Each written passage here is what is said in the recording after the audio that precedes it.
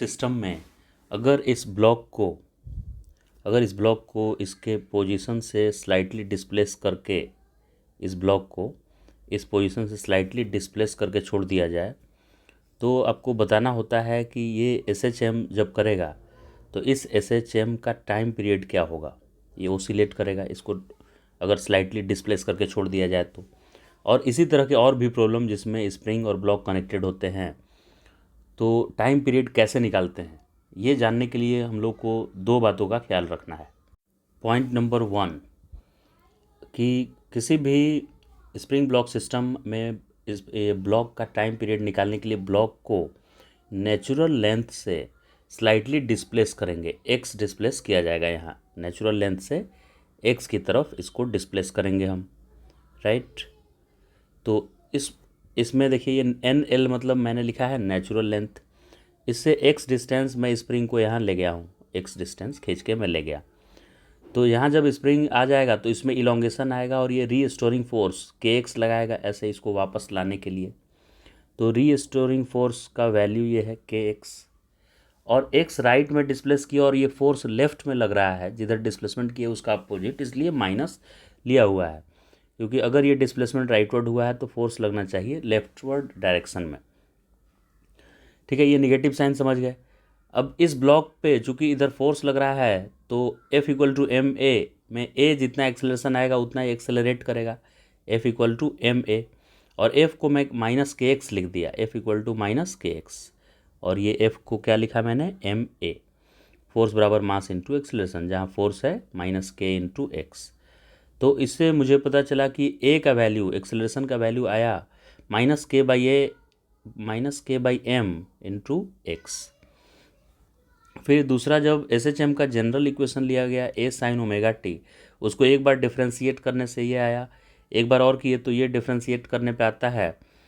और इसमें omega square को अगर हम छोड़ दें माइनस ओमेगा स्क्वायर को तो ए साइन ओमेगा टी वापस ये एक्स ही आ जाता है। इसका मतलब एक्सेलरेशन का फॉर्मूला आया था माइनस ओमेगा स्क्वायर एक्स। अभी इससे मुझे पता चला कि एक्सेलरेशन का फॉर्मूला होता है minus k by M x, और ये इक्वेशन बता रहा है acceleration equal to minus omega square x, यानी माइनस ओमेगा स्क्वायर ही माइनस के बाई एम है या omega square k by m है। Omega square k by m आया तो ओमेगा का वैल्यू आ गया रूट के बाई एम। एक बार ओमेगा मिल गया तो आप टाइम पीरियड निकाल सकते हैं इस ओमेगा को 2 पाई बाई टाइम पीरियड लिख के। ओमेगा को क्या लिख देंगे, 2 पाई बाई टाइम पीरियड। अब दूसरे केस में अगर मैं उसी स्प्रिंग को अंडर ग्रेविटी रखूँ तो कोई फ़र्क नहीं पड़ेगा, फिर से वो रूट के बाई एम ही आ रहा है ओमेगा। तो हम लोग अब से याद कर लेंगे कि अगर कोई कांस्टेंट फोर्स इस पे लगे, स्प्रिंग ब्लॉक सिस्टम पे कोई कांस्टेंट फोर्स एक्ट कर रहा है, यहाँ पे ग्रेविटी है, तो उससे सिर्फ ये फ़र्क पड़ता है कि उसका एसएचएम का मेन पोजीशन चेंज हो जाता है। मेन पोजीशन, उसके टाइम पीरियड पे कोई फ़र्क नहीं पड़ता है। यहाँ भी ओमेगा रूट के बाई एम ही है, और जब हॉरिजॉन्टली रखा हुआ था स्प्रिंग ब्लॉक तो भी रूट के बाई एम ही था। यहाँ पे नेचुरल लेंथ से कितना नीचे इसका मेन पोजीशन आ जाएगा, तो ये स्प्रिंग नीचे अगर मास हैंग करे तो नीचे की तरफ आएगा। कब तक नीचे आएगा, तो यहाँ पे मेन पोजीशन के पास नेट फोर्स 0 होता है मेन पोजीशन पे, तो नीचे की तरफ mg लगा और अपवर्ड डायरेक्शन में के एक्स नॉट लगा मान लीजिए। तो mg बराबर जब के एक्स नॉट मैं लिखा तो ये ऐसा पोजीशन है जहाँ पे नेट फोर्स क्या हो जा रहा है, 0। अब इस पोजीशन से जब स्लाइटली डिस्प्लेस करेंगे नीचे की तरफ, क्योंकि मुझे क्या करना पड़ता है, मेन पोजीशन से एक्स डिस्प्लेस करना पड़ता है, तब मुझे पता चलता है कि कितने टाइम पीरियड के साथ ओसिलेट करेगा। तो मैं एक्स डिस्प्लेस किया, तो जैसे ही एक्स डिस्प्लेस करूँगा ऊपर की तरफ के x not plus x force लगने लगेगा।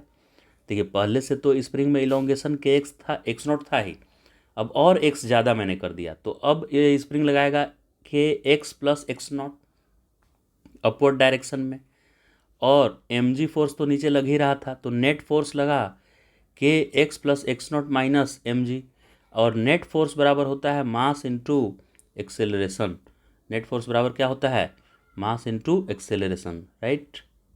फिर इसको मैं स्प्लिट किया के एक्स और ब्रैकेट ओपन कर दिया के एक्स नॉट mg। आप देख सकते हैं कि जो mg है वही के एक्स नॉट है, तो mg को के एक्स नॉट को मैं कैंसिल कर दिया, तो के एक्स बराबर आ गया एम ए। तो इससे ए बराबर फिर से आ गया के बाई, ये के था और एम उधर डिवाइड हो गया, तो ए बराबर क्या आ गया, के बाई एम एक्स वापस आ गया। जबकि ए बराबर था ओमेगा स्क्वायर एक्स माइनस लगाकर, तो ये के बाई एम फिर से किसके बराबर आ गया, ओमेगा स्क्वायर। तो ओमेगा का वैल्यू वापस रूट के बाई एम आया। इससे क्या हम लोग कंक्लूजन निकाल सकते हैं कि हॉरिजॉन्टली जब रखा हुआ था तो भी वही आया, वर्टिकली रखा रहा तो भी वही आया। यानी जी का जो जी एक्स्ट्रा फोर्स यहाँ पे आ गया, m g force S H M करने के ड्यूरेशन में, उस एम जी फोर्स का कोई असर नहीं पड़ा। तो हम वो कांस्टेंट फोर्स को इग्नोर कर सकते हैं सॉल्व करने के लिए कॉम्प्लेक्स प्रॉब्लम को। सिर्फ जो रीस्टोरिंग फोर्स है उस पर फोकस करेंगे, रीस्टोरिंग फोर्स पे। अब यहाँ भी वही कॉन्सेप्ट हम यूज करेंगे। ये जो एम मास यहाँ पे दिख रहा है, इसको आप स्लाइटली यहाँ से थोड़ा सा डिस्प्लेस कर दीजिए नीचे की तरफ। मान लेते हैं इसको हम एक्स डिस्प्लेस किए नीचे, ठीक है, यहाँ से एक्स मैं डिस्प्लेस कर दिया और देखते हैं कि क्या उस पर रीस्टोरिंग फोर्स लग रहा है ऊपर की तरफ। तो यहाँ से तो टी फोर्स ही लगेगा ऊपर, इस रस्सी में जितना टेंशन है वही फोर्स ऊपर की तरफ लगेगा। तो मैं लिख दूंगा T equal to mass into acceleration. अब चूंकि अब इस टी को हमको स्प्रिंग के टर्म में लिखना है, स्प्रिंग कांस्टेंट के टर्म में टी को लिखना है मुझे। जब मैं इसको एक्स नीचे डिस्प्लेस किया, आप ध्यान से देखेंगे तो ये जो पुल्ली आपको यहाँ पे दिख रहा है, इसको अगर कोई इधर की तरफ डिस्प्लेस करे, इस पुल्ली को एक्स नीचे कोई खींच दे ऐसे, तो दोनों साइड से रस्सी लूज होगा, इधर से भी रस्सी लूज होगा एक्स और इधर से भी रस्सी लूज हो जाएगा एक्स। फिर से मैं बता रहा हूँ, अगर इस पुल्ली को कोई नीचे यहाँ पे इधर से नीचे पुल्ली को कोई एक्स डिस्प्लेस कर दिया, तो क्या इधर का भी रस्सी और इधर का भी रस्सी, दोनों तरफ से रस्सी एक्स और एक्स अवेलेबल हो जाएगा। पुल्ली नीचे जैसे ही एक्स आएगा, क्या इधर का भी रस्सी और इधर का भी रस्सी एक्स लूज होगा। तो इस ब्लॉक को नीचे 2x नीचे गिरना पड़ेगा, 2x सिस्टम को स्ट्रेट रखने के लिए, रस्सी को टाइट रखने के लिए। अगर ये पुल्ली यहाँ से यहाँ की तरफ x गिरता है तो इधर और इधर दोनों तरफ x रस्सी का लेंथ कम हो रहा है, तो इस ब्लॉक को नीचे 2x गिरना पड़ेगा। तो ये हम समझ गए कि अगर ये स्प्रिंग में इलोंगेशन x होता है तो इसमें 2x इलोंगेशन होने वाला है। किसमें 2x होने वाला है, m मास में। तो अगर मैं इसी को खुद x किया हूँ x, तो क्या इसमें x/2 आएगा इलोंगेशन। मतलब अगर ये पुल्ली x/2 नीचे आया है तो इधर से और इधर से दोनों तरफ से रस्सी x/2 नीचे आएगा, और इस मास को x/2 दो बार यानी कि x नीचे आना पड़ेगा। समझ गए अब बात, ठीक है। तो अभी इस रस्सी को मैं यहाँ से x नीचे खींचा, तो ये स्प्रिंग में कितना इलोंगेशन आएगा, x/2 इलोंगेशन आएगा।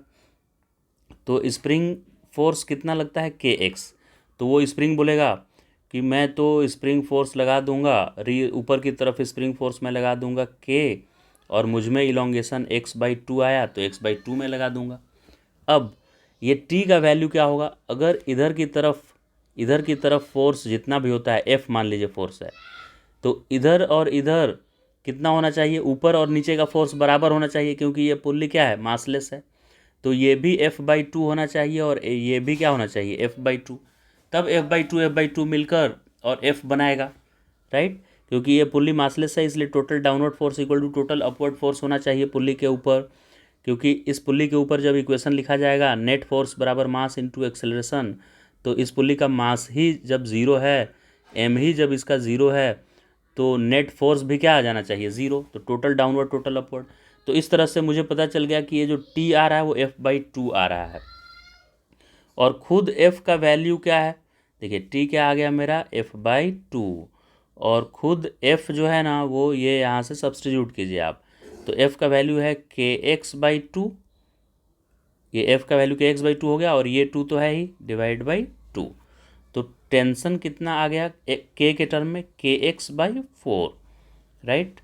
यानी कि अगर मैं इस ब्लॉक को m मास वाले ब्लॉक को नीचे x स्लाइटली डिस्प्लेस किया x से, तो रस्सी में टेंशन कितना वो एक्सपीरियंस किया, kx/4।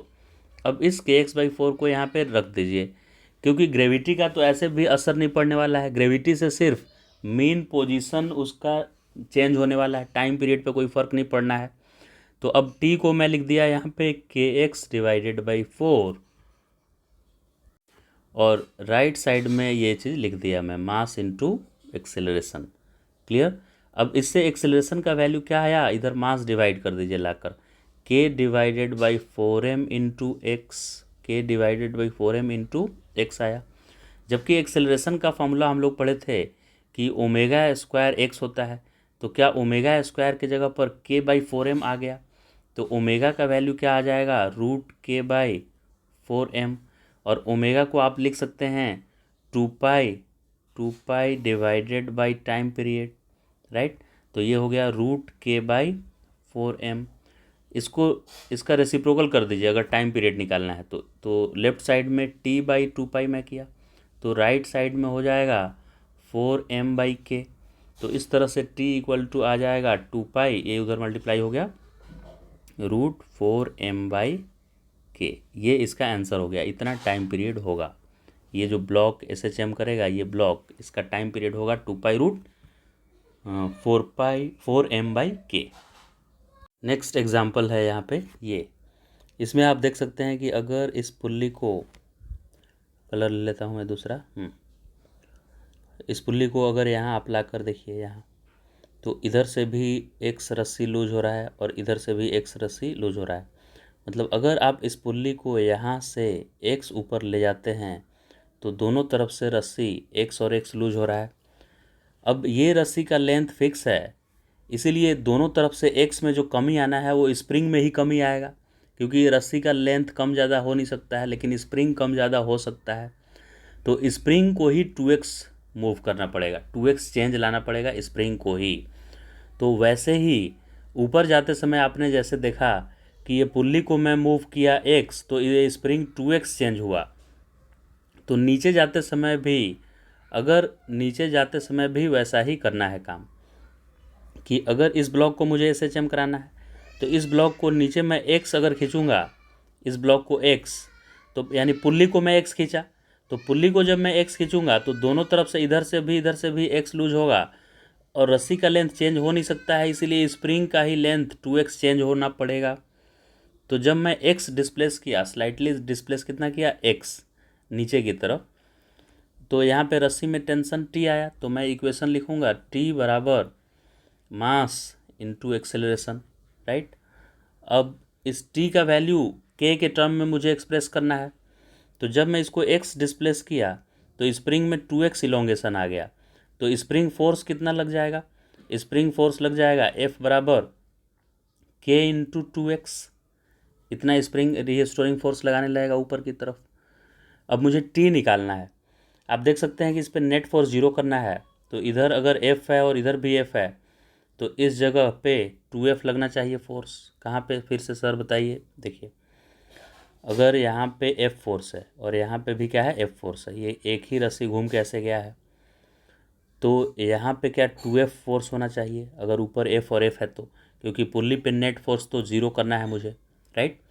ओके, तो अब मैं यहाँ पे ये t का वैल्यू मैं क्या लिख सकता हूँ, 2F लिख सकता हूँ, 2F, क्योंकि यहाँ भी F लगा है, यहाँ भी F, तो 2F ही टेंशन का फोर्स है। अब F का वैल्यू वापस कर दीजिए इधर, तो 2F के जगह पर लिखना है आपको k इंटू 2x, इतना टेंशन है स्ट्रिंग में, तो 2 इंटू 2 4kx आया t का वैल्यू।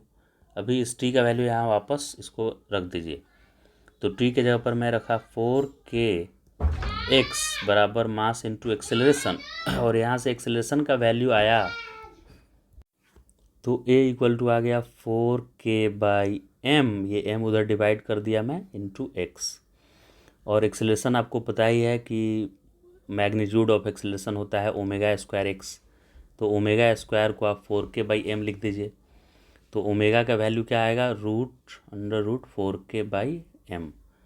और एक बार ओमेगा मिल गया तो आप उसको 2 पाई टाइम पीरियड लिख सकते हैं, तो ये आया √4k/m। इस टाइम पीरियड निकालने के लिए उसका रेसिप्रोकल करेंगे तो t/2 आ जाएगा √m/4k, और t इक्वल टू ये 2 उधर मल्टीप्लाई कर देंगे ले जाके, तो 2 √m/4k आ जाएगा टाइम पीरियड का आंसर।